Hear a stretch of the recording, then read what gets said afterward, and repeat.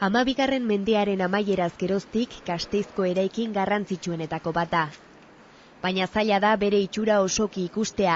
Eraikinean berriztatze lanak egitea azken 8 mendeetako leloa izan baita. Azken proiektua 2000. urtean jarri zuten martxan, eta ordutik eraikinak zer aldaketa izan dituen ikustea da gaurko xedea. Horretarako bidelagun ezin hobea dugu alboan. Oskar Bel arkitektoa. Eraikinaren berriztatze lanetan ardura duen arkitektoetako bat da bera.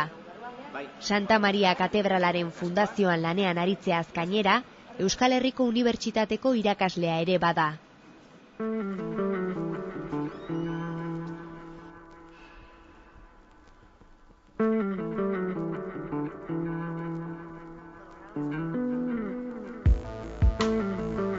Handitasuna. Horixe da sartu eta berehala katedralak erakusten diguna.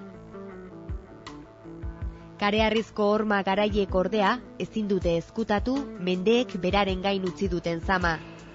Zartadurak, horma okerrak eta ganga eroriek laster erakusten dute berriztatze lanen beharren zergatia. Pentsa, 1985. urtean, harri bat erori egin zala, gurutzadura, hegoaldeko gurutzaduran, eta hortikan alarma pixka bat hasi egin zen. Guk pentsatu egin genuena da, zer gertatzen zaio benetan katedralari. Eta hori dela eta ikusi genituen arazo nagusiak batez ere biziala. Zimenduen egoera kaskarra, lehendabiziko hausnarketa arkeologikoa ziala eta gero gangek sortarazi egiten dituzten bultzada horizontalak mugimenduak eragiten zutela. Orduan, katedrala mugimenduan dago, ezta? Hori da arazo nagusia, mugitu egiten dela. Mugitzea beraz ez da arazo bat. Horrelako eraikinak mugitu egiten dute eta mugitu egin behar dira. Kontrolaturik ez dagoen mugimenduak gertatzen diranean hori bai da arazoa.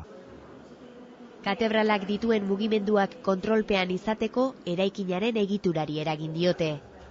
Lehen pausoa zimenduak sendotzea izan da. Katedraleko zutabeek mendeetako higaduraren ondorioz beren egitura eginkizuna galdua baitzuten. Hemen pentsatu behar dugu lurzoruaren konposizioa dala buztin eta kareharriaren arteko nahasketa bat, eta Gasteizko muinoa goiko partea dago atzekaldean, eta beraz malda zentzu honetan dijoa. Hori dela eta euria egiten duenean, euriaren ondorioz zimenduak garbitu egiten dira. Hau da, morteroak pixkanaka desegin egiten dira eta harriak solte gelditzen dira. Horren ondorioz zimendua ez dauka kohesiorik eta eraberean ez du bere eginkizun estrukturala egiten. Zimendu zaharrak indartzeko karea injektatu dute oinarrietan. Ondoren, pilarea harrizko egitura batez inguratu dute. Bi elementu erabili ditugu. Alde batetik, zutabe bakoitzean harrizko kate bat egin dugu, hau da, mugimendua zentzu guztietan kontrolpean eukitzeko, eta gero, zutabe bata bestearekin lotu egiten dugu, hemen ikusten ditugun arkuen bitartez. Eta hori, arazoren bat egotekotan, karga transmituko litzateke pilare batetik edo zutabe batetik bestera. Kareharria, egurra eta karesnea. Horiek dira katedralaren berriztatze lanetan erabili bituzten materialak.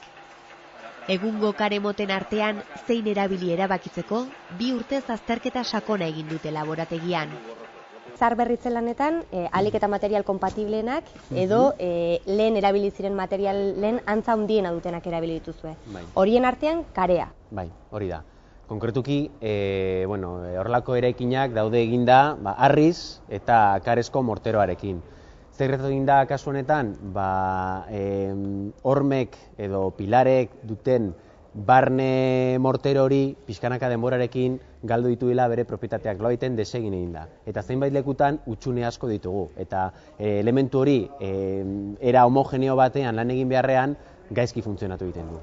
Hori dela eta guk sendotzeko injektatu egin behar dugu kohesioa emateko elementu bat. Kare hidrauliko naturala erabiltzen dute nahasketa egiteko.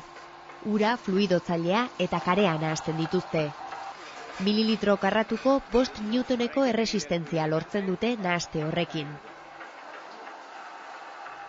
Nahasketa erreboluzio gutxitan egingo dute, poliki, eta masa puntu egokian dagoela ziurtatzeko kono batetik igarotzen dute nahastea. Litro erdia 7 eta 12 segundo artean igarotzen denean, orduan egongo da nahastea bere puntuan. Eta injektatzeko daukagu konpresore bat, hau da, presioa eragingo duen elementua, edukiko dugu kalderin bat, hau da, karesnea sartzeko leku bat, eta gero presioaren bitartez injektatu egin dugu aurretikan egindako zuloetan. Zailtasuna dagoa presioa mantendu egin behar dela, eta beraz zuloa presurizaturik egon behar dela. Bestera, zuk sartzen duzu inolako presurik gabe, zirrikituetatik airea juten delako.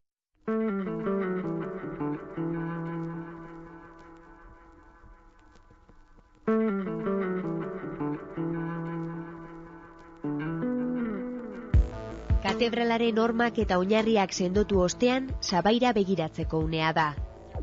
Katedralaren goialdetik erraz ikusten dira pareten okerdurak, baita gangen desitxuraketak ere. 15. mendera arte zurezkoak ziren gangak harrizko bihurtu zituztenean hasi ziren arazoak. Gangen pisuaren ondorioz, paretak desitxuratzen hasi ziren. Denboran zehar, ganga horiek sorturiko bultzadak direla eta, nolabaiten, hormak horrela baldin badira, gangen bultzaren ondorioz mugimendua ematen da. Eta beraz, ganga jeitsi egiten da. Hau, ez bada mugitzen, ganga ez da eroriko, baina mugitzen danean, ganga zuzenean erori daiteke. Arriskuan dagoen gangetako bat da hau. 1985 urtean galdu zuen lehen harria. Ganga honi berriore segurtasun koefiziente bat eman behar diogu. Eta hori nola egiten da? Ganga hori altxatuz. Hau da, deformazio hori nola egiten puntu berri batera eraman eta deformatzeko gaitasuna edo ahalmena ematea berriro. Eta hori udaberri inguruan hasiko gea prozesu horrekin, pentsa katu hidrauliko batzuekin altxatu egin behar degula ganga oso hori, eta nahiko momentu berezia. Katedralaren hegoaldean okertuta dauden horma batzuei beste arazo bat batzen zaie, triforioa. Horma gurutzatzen duen pasabidea da, eta hutsune horrek nabarmen ahultzen ditu paretak. Triforioa sendotzeko lanetan ari dira langileak.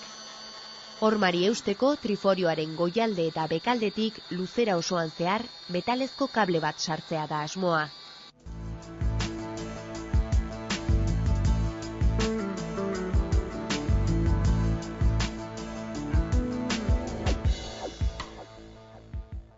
Katedralaren mugimendua sensore bidez kontrolatzen duzue, ze sensore mota bituzu hemen? Lehendabiziko sensorea eta importantenetarikoa termometroa, jakiteko temperatura zenolako mugimenduak dituen.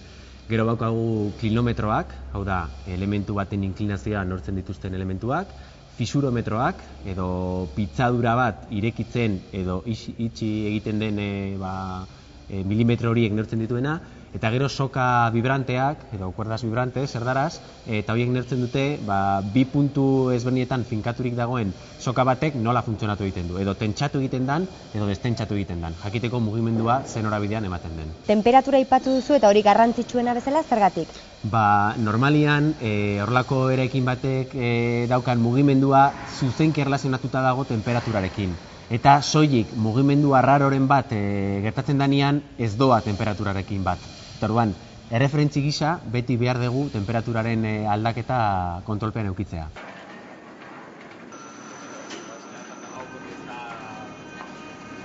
Gure ibilbidearen azken geldiunera iritsi gara. Ezin katedraletik joan, eraikineko txoko kuttunenak zer itxura duen ikusi gabe.